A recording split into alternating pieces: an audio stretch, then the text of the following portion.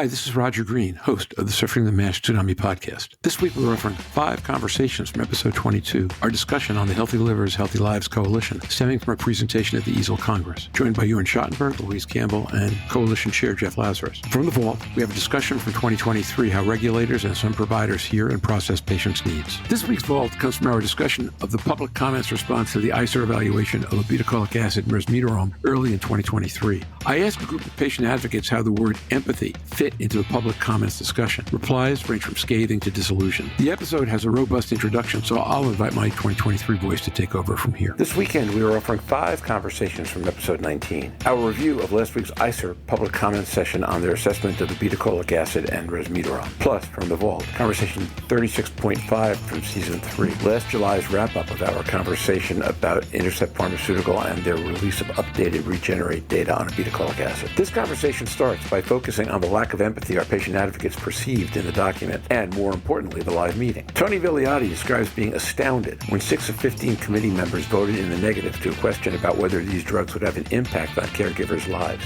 Wayne Eskridge raises a different point at which he was, as he put it, set off, when ICER insisted this is not a progressive disease, which at least implies that F1 and F2 fibrosis levels have no significance to patients. After comment from me about depression and presenteeism in earlier stage fibrosis, Louise Campbell returns to the point about caregiver impact as proof of how insensitive the conversation had been. After Wayne suggests that the key point of the document is not to be empathetic for patients, but to provide arguments for payers who want not to cover medications, or at least negotiate the price down, Louise notes that the average U.S. patient costs £1,700 more, yeah, I said pounds, although we're talking about a U.S. analysis, in the earliest stages of the disease. Mike Betel goes on to describe himself as having, and I quote, fallen off his chair, unquote, over the 8-7 vote in favor of resmetirom offering benefit over lifestyle management, and, more striking, the 1-14 vote against obeticholic acid on the same topic. Wayne Eskridge explains that the panelists seem to believe that patients who took the medication would ignore lifestyle and diet issues, which he believes to be wrong. I note that there is some history of that behavior with statins and cholesterol, but also that this is a different kind of disease. As the conversation winds down, Louise suggests rephrasing the economic question to ask whether money is better invested in lifestyle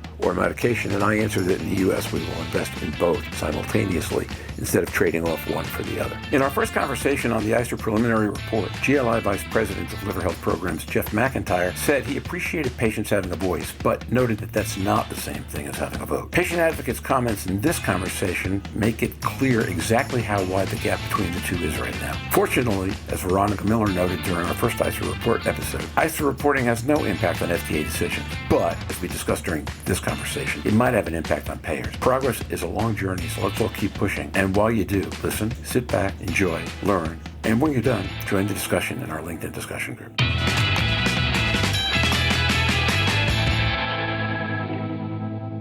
So, Tony, you made a comment about empathy in the discussion. How did that work? What did that look like? Tony Villiotti. Well, the thing that jumped out at me and that really, kind of set me off is there were a series of questions that they've asked and voted on during a session. And one of the questions was, if a drug was approved, what would be the impact, and I'm paraphrasing here, what would be the impact on a caregiver? There were 15 voting members at this meeting. 6 of those members, which is 40% of the voters, said it would have no impact on a caregiver's life. And I found that astounding.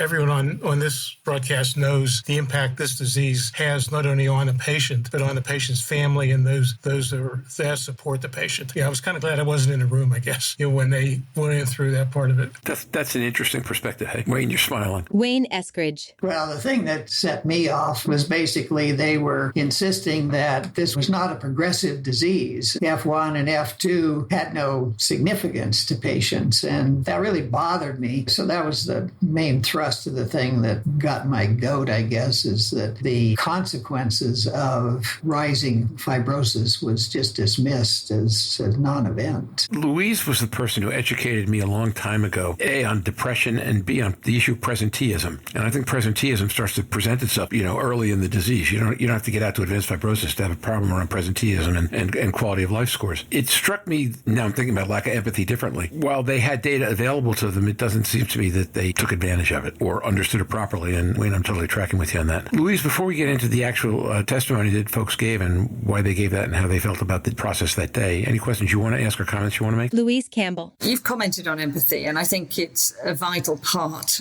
of all healthcare. Did you feel that when you met for the second time, or this panel last Friday, that you felt there was more empathy? Had they listened to the concerns raised before? And did you get a sense of any further insight? Because the only people who say it doesn't affect caregivers are people who aren't caregivers, have never been caregivers, or don't see themselves in that paradigm, ever being in that situation. So therefore they can't be empathetic. I really didn't see that there was any particular empathy built there. It was a very businesslike situation, I believe, of preparing arguments for the insurance companies is how I felt about it. It really wasn't patient focused. It was setting an argument set for the insurance companies and the payers to be able to make decisions and have somebody to blame for the decisions they made. Yeah, I was going to say your use of the phrase argument set is highly descriptive in that context. Argument set for the insurance companies has a very clear, distinctive connotation and direction to it. I think that's probably right, by the way. And I think that's where you then bring in, I thought they might have moved their position slightly from when they first published the document, but it sounds like they didn't. If you are going to make an argument for insurance companies, then there's enough data that suggests that even for the initial diagnosis of NAFLD or NASH, that the average patient within the US system costs £1,700 additional cost just to get to that diagnosis. So from insurance perspective, you need to use those arguments, and they didn't seem to be in the document that I saw. And in fact, that document was, you can't have an FDA outcome that's regression if you don't have a progressive disease. So how can you have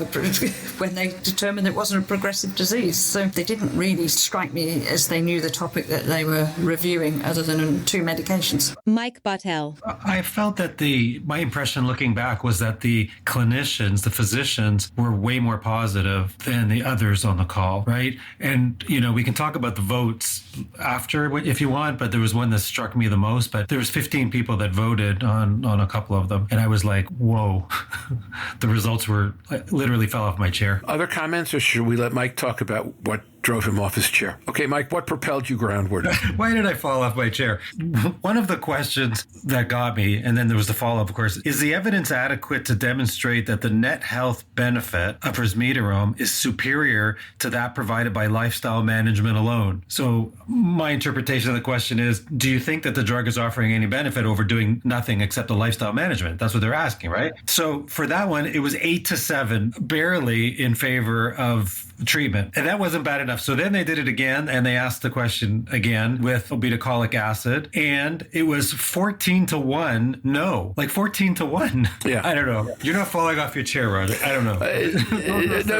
No. Right now I'm moderating. If I betray emotion while moderating, it gets really ugly really fast. So we'll come back to that in a second. Well, I'd like to comment on that because Please go ahead. I was offended really by those votes. I couldn't believe that they actually came to that conclusion because, it was basically saying if we approve this drug, then what people will do is take this instead of the standard of care, which is lifestyle. And nobody ever says that. I mean, it's insane to say, well, we're not going to tell you to change your weight and your lifestyle since we have this pill. So that was the implication of that vote, is that this would replace standard of care rather than be an aid to the patient going through that same lifestyle journey. I'll defend that slightly and say that there is some history, for example, with statins, of a significant number of patients taking statins and deciding as a result they did not need to change their diet. So there is that piece of history. Now, these drugs, go back to the first time I ever spoke to this community, which was in NASHkNOWledge in 2019. These drugs are so different than statins in so many different ways, you can't define it. And I would not make that statement about this class of drugs. But if someone said to me, it's just like the statins, I would say, well, no, it's not. But that could be where they were coming from on that issue. Well, there are certainly going to be people that treat it that way, but that's certainly not the way that we as patient advocates would argue for it. It's not the way that physicians would argue for it. There will be people that do it, but it's not the role that we want them to take. I completely agree with you. Okay, now having said that about the statins, I completely agree with you, and I think that it's fallacious.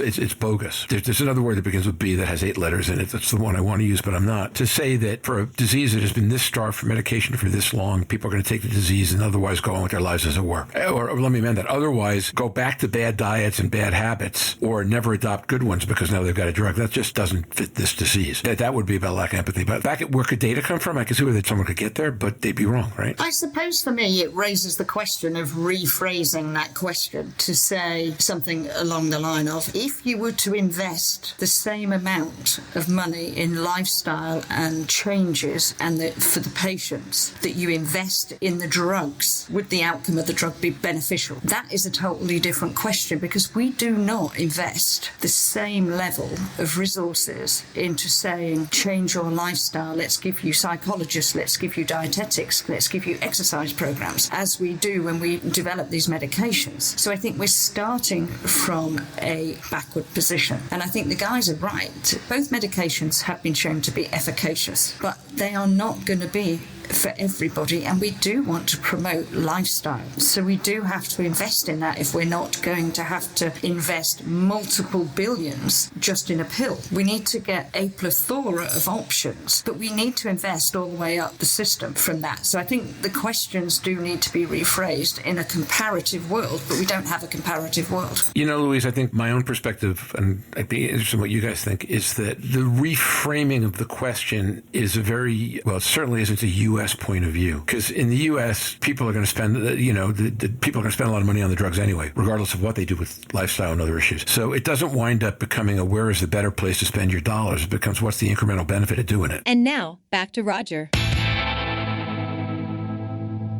We hope you've enjoyed this recording. If you have any questions or comments about the content of this conversation or the entire episode, please put them in the reviews section of the page from which you downloaded this conversation, or send an email to questions@surfingmash.com. Next week, Louise will be moderating an episode about challenges in communication between patient and provider and its implications on other systems issues. I'll miss the taping, but cannot wait to hear what emerges. Until then, stay safe, surf on.